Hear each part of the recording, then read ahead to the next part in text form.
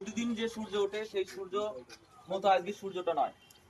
কারণ 190 বছরের ব্রিটিশ রাজের নির্যাতন অত্যাচার সহ্য করার পর বিভিন্ন বিপ্লবীদের রক্তের বলিদানে আজকের এই স্বাধীনতা দিবস।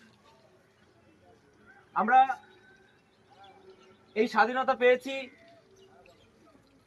রক্তদানের বিনিময়ে।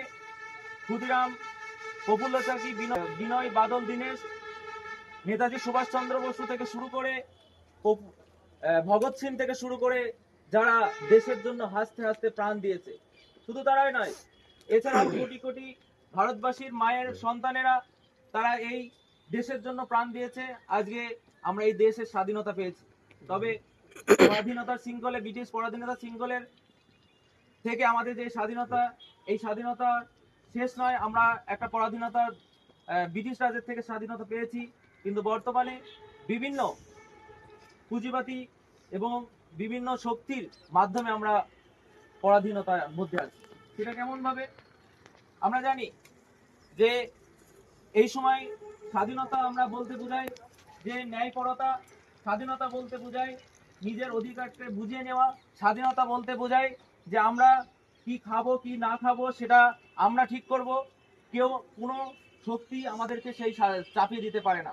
আমরা কোন ধর্ম পালন করব, আমরা কোন পোশাক পরব, সেটা আমাদের স্বাধীনতা। এবং আমরা রাস্তাঘাটে সঠিকভাবে চলতে পারবো কিনা, রাস্তাঘাটে চলতে গিয়ে আমাদের কোনো বাধা বিপত্তি আসবে কিনা, যদি বিপত্তি আসে তার আমরা ন্যায় বিচার পাবো কিনা, এই সমস্ত সবকিছুই স্বাধীনতা। তাই আমরা ব্রিটিশ পরাধীনতার শৃঙ্খলে থেকে আমরা মুক্তি পেয়েছি। তবে আমরা এখনো যারা বঞ্চিত আছি, আমরা সেই গুলি পাওয়ার জন্য, আমরা স্বাধীনতার স্বাদকে পূর্ণতা পাওয়ার জন্য আমরা যদি অন্যায় দেখি, বৈষম্য দেখি, জাতিভেদ দেখি, অস্পৃশ্যতা দেখি, সেইগুলি আমরা জন্য রুখে দাঁড়াবো, আমরা সেগুলির জন্য প্রতিবাদ করবো। ক্ষুদিরাম বসু, প্রফুল্ল চাকি থেকে শুরু করে বাদল দীনেশ থেকে শুরু করে যারা আমাদের দেশকে স্বাধীন করেছে, যারা স্বাধীনতা এনে দিয়েছে, তাদের এই রকম স্বাধীনতা কিন্তু তারা চায়নি। তারা কখনো এই জাতিভেদের প্রথা, তারা কখনো অস্পৃশ্যতা, তারা কখনো এই দেশকে দু তিনটি টুকরো তারা কিন্তু চায়নি। তারা চেয়েছিল একটা অখণ্ড ভারত। কিন্তু আমরা বিভিন্ন মানুষের ষড়যন্ত্রে আমাদের দেশ ভারত, পাকিস্তান, বাংলাদেশে বিভক্ত হয়েছে।